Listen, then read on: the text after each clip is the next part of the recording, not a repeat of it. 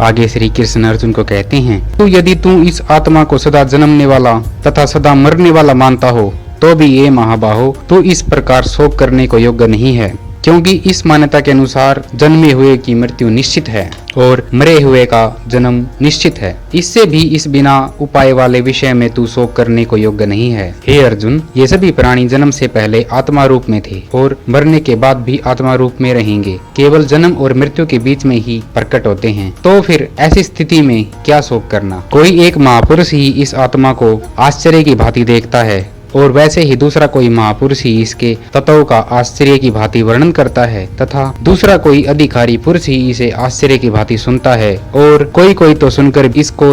हे अर्जुन, यह आत्मा जो हमारे शरीर में है इसका वध नहीं किया जा सकता। इस प्रकार संपूर्ण प्राणियों के लिए तू शोक न कर और तुम अपने धर्म को मानकर भी भय नहीं करना चाहिए, क्योंकि क्षत्रियों के लिए धर्मयुक्त युद्ध से बढ़कर कोई दूसरा कल्याणकारी कर्तव्य नहीं है। हे पार्थ, अपने आप प्राप्त हुए और खुले हुए स्वर्ग के द्वार रूप इस प्रकार के युद्ध को भाग्यवान क्षत्रिय लोग ही पाते हैं, किंतु यदि तू इस धर्मयुक्त युद्ध को नहीं करेगा तो सब धर्म और कृति को खोकर पाप को प्राप्त होगा तथा आने वाले समय में यह संसार तुम्हारी इस कायरता पर हंसेगा। और किसी भी सम्मानित व पुरुष के लिए यह स्थिति मृत्यु से भी बढ़कर है। और जिनकी दृष्टि में तू पहले बहुत सम्मान रखता था, अब उनकी दृष्टि में तुम युद्ध से भागे हुए कायर पुरुष की। आगे श्री कृष्ण अर्जुन से कहते हैं, तेरे वैरी लोग तेरे सामर्थ्य की निंदा करते हुए तुझे बहुत से न कहने योग्य वचन भी कहेंगे। उससे अधिक दुख और क्या होगा। या तो तू युद्ध में मारा जाकर स्वर्ग को प्राप्त होगा अथवा संग्राम में जीतकर पृथ्वी का राज्य भोगेगा। इस कारण हे अर्जुन, तू युद्ध के लिए निश्चय करके खड़ा हो जा। जय पराजय, लाभ हानि और सुख दुख को समान समझकर उसके बाद युद्ध के लिए तैयार हो जा। इस प्रकार युद्ध करने से तू पाप को नहीं प्राप्त होगा। हे पार्थ, यह बुद्धि तेरे लिए ज्ञान योग के विषय में कही गई है और अब तू इसको कर्म योग के विषय में सुन। जिस बुद्धि से युक्त हुआ तू कर्मों के बंधन को भली भांति त्याग देगा, अर्थात सर्वथा नष्ट।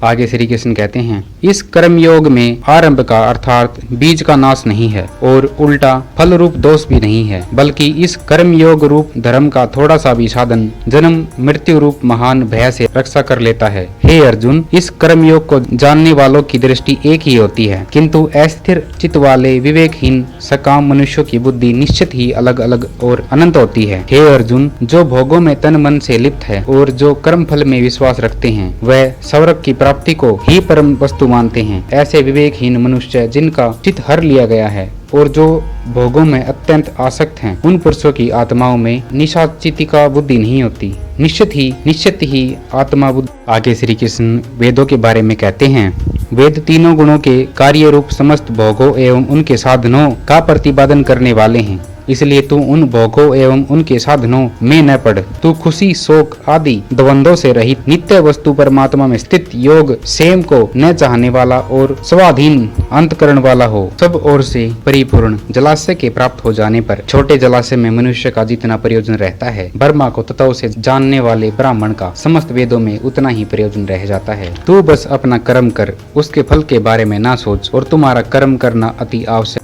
हे धनंजय, तू आसक्ति को त्याग कर सिद्धि और असिद्धि में एक जैसा विश्वास रखकर योग में स्थित हुआ अपनी कृत्य कर्मों को कर और उसके पूर्ण होने और न होने में तथा उसके फल में समभाव रहने का नाम योग कहलाता है। इस समत्व रूप बुद्धि योग से सकाम कर्म अत्यंत ही निम्न श्रेणी का है। इसलिए हे धनंजय, तू बुद्धि योग का आश्रय ग्रहण कर अपना कर्म कर, क्योंकि कर्म फल का भाव तुम्हें हीन दीन बनाता है। समबुद्धि युक्त पुरुष पुण्य और पाप दोनों को इसी लोक में त्याग देता है, अर्थात पाप पुण्य से मुक्त हो जाता है। इसलिए तू समत्व रूप योग में लग जा, इससे ही तुम्हें कर्म बंधन से छूट जाओगे। जय श्री कृष्ण।